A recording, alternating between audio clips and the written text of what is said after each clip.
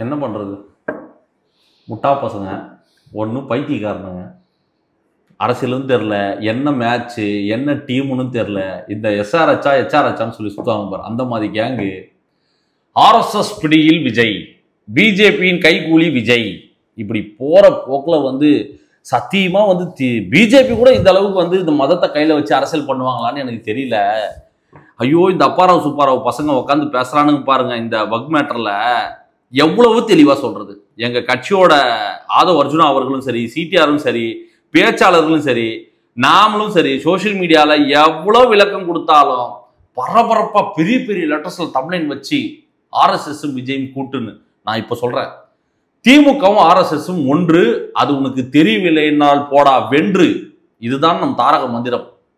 திமுகவும் ஆர்எஸ்எஸும் ஒன்று, அது உனக்கு தெரியவில்லை என்றால் போடா வென்று. இப்படித்தான் சொல்லி நம்ம முடிக்கணும். ஏன்னா ஆர்எஸ்எஸும் பிஜேபியோட சித்தாந்தத்தையும் திமுக இங்க தமிழ்நாட்டில் இம்ப்ளிமெண்ட் பண்ணிக்கிட்டு இருக்கு. தளபதியை வந்து கார்னர் பண்றதுக்கு உனக்கு 1000 காரணங்கள் நீ எடுக்கலாம், 1000 விஷயங்கள் நீ எடுத்து பேசலாம். அவங்க எடுக்கிற ஒரே இது இந்த மதம் மதம் மதம்னு. சரி, என்னதான் சொல்லியிருக்கான் அந்த வீடியோன்னு சொல்லி நம்ம போய் பார்த்தா, இந்த பக்பு விஷயத்துக்காக நம்ம ஒரு கோர்ட்ல கேஸ் போட்டோம். அதுக்கு வந்து இடைக்கால தடை வந்ததெல்லாம் உங்களுக்கு நல்லாவே தெரியும், நீங்க பார்த்துருப்பீங்க. அது வந்து தமிழக வெற்றி கழகம் தொடுத்த ஒரு வழக்கு. அதற்கு நமக்கு சார்பாக வாதாடிய வழக்கறிஞர் அபிஷேக் அவர்கள் வந்து சிறப்பாக வாதாடினாரு. நாட் ஒன்லி அபிஷேக், கபில் சிபில் போன்ற மூத்த வழக்கறிஞர்கள், அனுபவம் வாய்ந்த மூத்த வழக்கறிஞர்கள் அவர்கள் மட்டும் அல்லாது, தமிழக வெற்றி கழகம் மட்டும் அல்லாது, பல கட்சிகள் பல பேர் கேஸ் போட்டாங்க இந்த விஷயத்துக்கு. இந்த வக்பு வாரியம், இந்த திருத்த சட்டம் வந்து இஸ்லாமியர்களுக்கு எதிராக இருக்குன்னு சொல்லி திமுகவும் தான் போட்டிருக்கு கேஸ். சும்மா வந்து நம்ம பொய்யெல்லாம் பேசக்கூடாது. தமிழக வெற்றி கழகத்தோட பங்கு என்ன? கேஸ் போட்டது, நமக்காக வாதாடிய வக்கீல் பேசினாரு, கபில் சிபில், அபிஷேக் போன்ற மூத்த வழக்கறிஞர்களோட அந்த சிறந்த வாதத்தை பார்த்து உச்சநீதிமன்றம் இடைக்கால தடை விதித்தது. கேஸ் போட்டோம்ல, எங்க சார்பா வாதாடின வக்கீல் யாரு? எங்க சார்பா மட்டும் இல்ல, அவர் 2-3 பேரோட சார்பாகவும் அந்த அபிஷேக் அவர்கள் தான் வாதாடினாரு. தமிழக வெற்றி கழகம் சார்பாகவும் அவர் தான் வாதாடினார். நல்லா நோட் பண்ணீங்க. எங்கள் சார்பாக வாதாடியவர் அபிஷேக் என்கின்ற வழக்கறிஞர், மூத்த வழக்கறிஞர், காங்கிரஸ் கட்சியை சார்ந்தவர், சிட்டிங் எம்பி. இதை நல்லா பிராக்கெட் போட்டுங்க, புரியுதுங்களா? நான் பின்னாடி வரேன் ஏன் அதை நான் சொல்றேன்றதை பத்தி. அவர் தான் வாதாடினாரு, ஜெயிச்சோம். அதற்கான கிரெடிட்ஸை நாங்கள் எடுத்துக்கிறோம். இவங்களுக்கு என்ன பிரச்சனை, அந்த கிரெடிட்ஸை நாங்கள் எடுத்துக்கூடாது. ஏன்னா நாளை வரலாறுல வந்து தளபதி வெற்றி கழகத்தின் பெயரும் தளபதி விஜய் அவர்களோட பெயரும் தானே நிலைத்து நிற்கும். இஸ்லாமியர்கள் எப்படி நடத்துறாங்கன்னா, நானா பார்த்து எதனா உங்களுக்கு தருவேன், நீ எல்லாம் அண்ணன் கிட்ட கேட்கக்கூடாது, எப்படியே போனா போதுன்னு நான் தருவேன், நீ என்ன எங்ககிட்ட உரிமையை வந்து கேட்கறது. இந்த மாதிரி அடிமைகளாக மட்டுமே இஸ்லாமியர் மக்களை, ஓட்டுக்காக மட்டுமே கிறிஸ்தவ மக்களை பயன்படுத்தி கொண்டு ஆட்சி அதிகாரத்தில் அமர்ந்து கொண்டு அவர்களுக்கு ஒரு விஷயத்துக்காக அவங்க போராடி இருப்பாங்களா இது வரைக்கும், இந்த நாள் வரைக்கும்? அட விடுப்பா, தமிழக வெற்றி கழகமோ இல்ல பாட்டாளி மக்கள் கட்சியோ இல்ல விடுதலை சிறுத்தை கட்சியோ இல்ல நாம் தமிழர் கட்சியோ யார் கேஸ் போட்டு ஜெயிச்சிருந்தாலும் பாராட்டத்தானே செய்யணும். ஏதோப்பா யார் மூலியமாச்சும் அந்த மக்களுக்கு நல்லது நடக்குதா? இந்த பிஜேபி ஒன்றிய அரசின் பாசிச சக்திகளிடம் இருந்து சிறுபான்மை மக்களை காப்பாற்றுவதற்காக யாரோ ஒருத்தன் கேஸ போட்டு ஜெயிச்சிருந்தா கூட நம்ம அவங்களை கூப்பிட்டு கொண்டாடி இருக்க வேண்டாமா? ஏப்பா, உனக்கு வாழ்த்தல்னு கூட நாங்க சொல்லலப்பா. அந்த கிரெடிட்ஸை நாங்க எடுத்துக்கிட்டதுக்காக நீ எப்படி வர தெரியுமா? கிறிஸ்துவர்களுக்கு எதிரானவர் விஜய் என்ற ஒரு வாதத்தை திருப்புறான். யாரு? இந்த அப்பாராவ் பையன், கண்ணாடி போட்டுக்கிட்டு டேட்டா வச்சுக்கிட்டு. ஒன்றும் கிடையாதுங்க. ஒரு ஆர்எஸ்எஸ் பின்புலத்தில் இயங்கக்கூடிய ஒரு பத்திரிகை நிறுவனம். அந்த நிறுவனம் வந்து ஒரு கிறிஸ்துவ தேவாலயத்துக்கு சொந்தமான 20,000 கோடி சொத்துக்கள் வந்து இந்தியாவில் இருக்கு சொல்லி ஒரு செய்தியை வந்து போடுறாங்க. போட்டுட்டு அந்த பதிவை வந்து அவன் டெலீட் பண்ணிடுறான். நம்ம தமிழக வெற்றி கழகம் சார்பாக வாதாடிய வழக்கறிஞர் அபிஷேக் அவர்கள் அபிடவிட்ல அதை மென்ஷன் பண்றாரு. எதுக்கு மென்ஷன் பண்றாருன்னா, இவங்களுக்கு வந்து இஸ்லாமியர்கள் மீது அக்கறை எல்லாம் கிடையாது. காண்டு என்ன காண்டு? சொத்து இருக்குது அந்த காண்டு. நாளைக்கு இவங்க என்ன பண்ணுவாங்க, இப்படித்தான் உள்ள வந்து அந்த மொத்தத்தை ஆக்குபன்சி பண்ணுவாங்க. இன்னைக்கு வந்து ஆர்எஸ்எஸ் பின்புலத்தில் இயங்கக்கூடிய ஒரு பத்திரிகை நிறுவனம், தேவாலயங்களுக்கு சொந்தமான, கிறிஸ்துவர்களுக்கு சொந்தமான 20,000 கோடி சொத்துக்கள் அடங்கிய ஒரு நிறுவனம், ஒரு எப்படி சொல்றது, ஒரு அமைப்பு இருக்கு சொல்லி அதை மென்ஷன் பண்ணி அபிடவிட்ல அதை மென்ஷன் பண்றது யாரு? வழக்கறிஞர் அபிஷேக் அவர்கள். எங்கள் கட்சி சார்பாகவும் பல கட்சிகள் சார்பாகவும் வாதாடக்கூடிய காங்கிரஸ் கட்சியை சார்ந்தவர். ராகுல் காந்திக்கு தெரியாம அந்த அபிடவிட் உள்ள போயிருக்குமா? அப்ப ராகுல் காந்தி வந்து உங்கள் கூட்டணியில் இருக்கக்கூடிய காங்கிரஸ் கட்சியை சார்ந்த ராகுல் காந்தி அவர்கள் வந்து இஸ்லாமியருக்கு எதிரானவர் நீங்க சொல்ல வரீங்களா? இல்ல கிறிஸ்துவர்களுக்கு எதிரானு நீங்க சொல்ல வரீங்களா? கிறிஸ்துவர்களோட தேவாலயத்துக்கு சொந்தமான சொத்து இருக்குன்னு சொல்றாரு. நாளைக்கு இங்க வந்தவங்க நாளைக்கு இங்கேயும் வருவாங்க. யாருக்குமே தெரியாத அமைதியா போய்கிட்ட ஒரு விஷயத்த வந்து ஒரு RSS பின்புலத்தில் இருக்கக்கூடிய ஒரு பத்திரிகை தூக்கி போடுது, அதை பப்ளிஷ் பண்றாங்க. மக்களுக்கு எல்லாம் தெரிஞ்சதுக்கு அப்புறம் அதை டெலீட் பண்ணிடுறாங்க. நல்ல அவங்களோட நோக்கம் வந்து அந்த சொத்துக்களை பாதுகாக்கப்பட வேண்டியதல்ல, அதை அபகரிக்க வேண்டியதான் அவங்களோட நோக்கம் என்ற ஒரு வாதத்தை நம் வழக்கறிஞர் அவர்கள் தெளிவா எடுத்து வைக்கிறாரு வழக்கு நீதிமன்றத்துல. இவங்களோட நோக்கம் அது கிடையாது.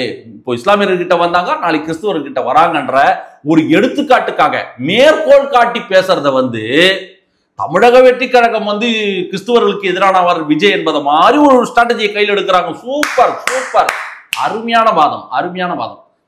எப்படி திருப்புறாங்க பாருங்க. அந்த அபிடபிட்டை ரெடி பண்ண தமிழக வெற்றி கழகமா நான் கேட்கிறேன். வழக்கு தொடுத்து எங்கள் சார்பாக வாதாடிய காங்கிரஸ் கட்சியை சார்ந்த அபிஷேக் என்கின்ற மூத்த வழக்கறிஞர் சிட்டிங் MP அவர் அந்த அபிடபிட்டை ரெடி பண்றார். தமிழக வெற்றி கழகம் ரெடி பண்ணிச்சா? இல்ல. அபிடபிட்டை ரெடி பண்ணது யாரு? மூத்த வழக்கறிஞர் காங்கிரஸ் கட்சியை சார்ந்த சிட்டிங் MP ரெடி பண்ணி வாதாடுறார், மேற்கோள் காட்டுறார், எடுத்துக்காட்டுக்காக எக்ஸாம்பிளுக்காக அந்த விஷயத்த சொல்றார். தேவாலயங்களுக்கு சொந்தமான சொத்துக்கள் இருக்குன்னு அதை வந்து என்னன்னேக்க காயின் பண்றான் பாரு அந்த அப்பாராவ் பையன். விஜய் வந்து கிறிஸ்துவர்களுக்கு எதிரானவர். இதுக்கு முன்னாடி என்ன சொல்லிட்டு இருந்தீங்க? ஜோசப் விஜய் அவர்களே, ஜோசப் விஜய் அவர்களேன்னு. ஏண்டா கிறிஸ்துவர்களோட ஓட்டு, இஸ்லாமியர்களோட ஓட்டு, தலித் ஓட்டு இல்லைன்னா நீங்க வந்து இந்த ஜென்மத்துக்கு CM ஆக முடியாது. திமுக இந்த ஜென்மத்துல ஜெயிக்க முடியாது. இது ஊரறிந்த விஷயம், உலகறிந்த விஷயம். அவங்க ஓட்டுக்களை வாங்கிட்டு அவங்க நல்லதுக்காக யார் பேசினாலும் திட்டுறது. மக்களை விழித்துக் கொள்ளுங்கள். இவங்களுக்கு, இவங்க ஆட்சிக்கும் இவங்க அதிகாரத்திற்கும் ஏதாச்சும் ஒரு பங்கம் வருதுன்னா யோசிக்கவே மாட்டாங்க. RSS RSS நாங்களே எவ்வளவு பெரிய மதவெறி பூச்சவங்க தெரியுமான்னு சொல்லி இறங்கி தனி மனித தாக்குதலும் ஆபாச வார்த்தைகளும் மதம் சார்ந்த சில பிரச்சனைகளும் உருவாக்குறதே இவனுங்கதான். ஏங்க ஜோசப் விஜயாங்க கிறிஸ்துவர்களுக்கு எதிராக இருப்பாரு? இல்ல விஜய் என்கின்ற ஒரு ஹிந்துவாக வந்து இந்து மதத்துக்கு எதிராக இருப்பாரு? இல்ல விஜய் வந்து அனைத்து மக்களுக்குமான ஒரு தலைவனாக உருவாகிட்டு வராரு என்ற ஒரு அச்சத்தின் காரணமாகத்தான் வந்து இந்த வக்பு விஷயத்தை கையில் எடுக்கிறாங்களா?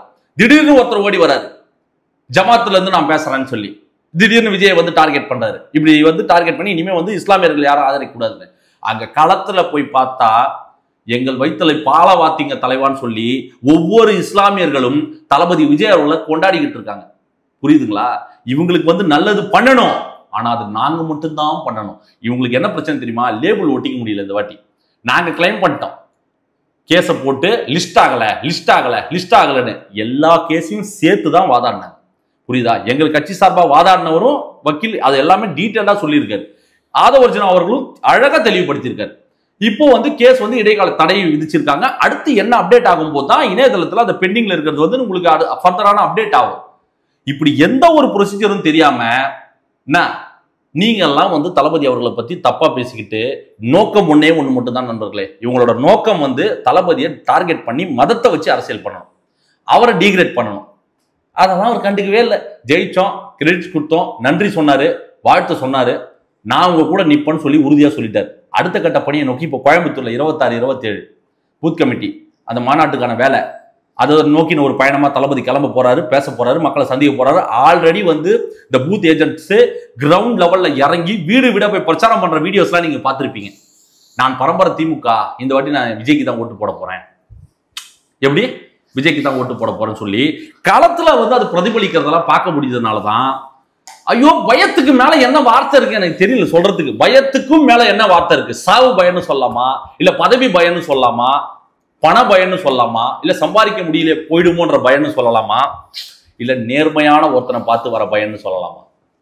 இங்க வரவன் நேர்மைக்கான ஒருத்தன், மக்கள் சேவையை நோக்கி வரப்போற ஒருத்தன். இதெல்லாம் பார்க்கும்போது இவங்களுக்கு அது பிடிக்காது. ஏன்னா இவங்க complete corruption, collection and collection, இதுதான் இவங்களோட நோக்கமாவே இருக்கு. அதனாலதான் வந்து இவங்க தொடர்ந்து இந்த மாதிரி சில அவதூறுகளை பரப்பிக்கிட்டு வராங்க. நம்பாதீங்க, நான் ரொம்ப தெளிவா சொல்லியிருக்கேன்.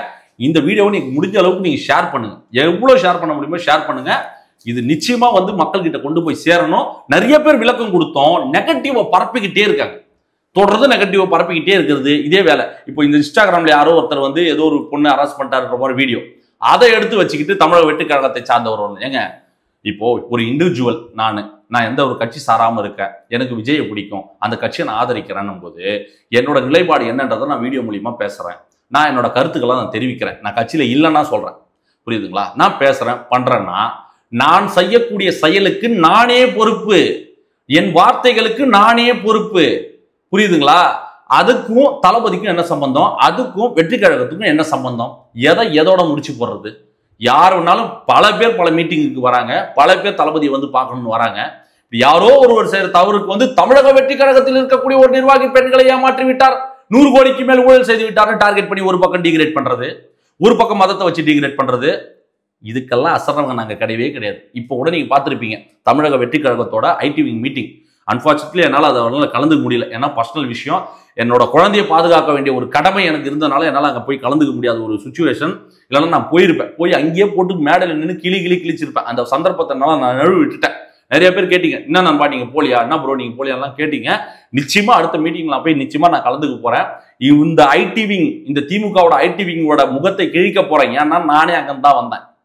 புரியுதா? இவனுக்கு எந்த மாதிரி ஸ்ட்ராட்டஜி எல்லாம் கையில எடுப்பாங்கன்றதெல்லாம் நமக்கு தெரியும். ஏன்னா நான் அங்கிருந்து வந்தோன்றதுனால நமக்கு இவங்களோட சில்லறத்தனம், பிக்காளித்தனம், மொளமாரித்தனம் இதெல்லாமே நமக்கு தெரியும். அதனால இவங்களோட இந்த நெகட்டிவிட்டி எல்லாம் நீங்க இக்னோர் பண்ணிட்டு இப்ப களத்துல நம்ம பிரதிபலிக்க வேண்டிய நேரம், மக்களை சந்திக்க வேண்டிய நேரம். நாங்க ஆன்லைன் நாங்க பாத்துக்கிறோம், இவங்க நெகட்டிவிட்டியை நாங்க பாத்துக்கிறோம். நீங்க முடிந்த அளவுக்கு கேன்வாஸ் பண்ணி மக்களை வந்து தளபதி வெற்றி கழகத்தை நோக்கி கொண்டு வரும் ஒரு மகத்தான பணியை நீங்க பாருங்கன்றத இந்த இடத்துல வந்து ஒரு ஹம்பிள் ரெக்வஸ்டாவே நான் வச்சுக்கிறேன். மீண்டும் ஒரு சிறப்பான தரமான வீடியோவோடு உங்களை வந்து நான் சந்திக்கிறேன். நன்றி, வணக்கம். மறக்காம சப்ஸ்கிரைப் பண்ணுங்க. சப்ஸ்கிரைப் செய்து விட மறந்து விடாதீர்கள். சப்ஸ்கிரைப் செய்துட்டு வீடியோ ஷேர் பண்ணிட்டு பாருங்க. நன்றி, வணக்கம்.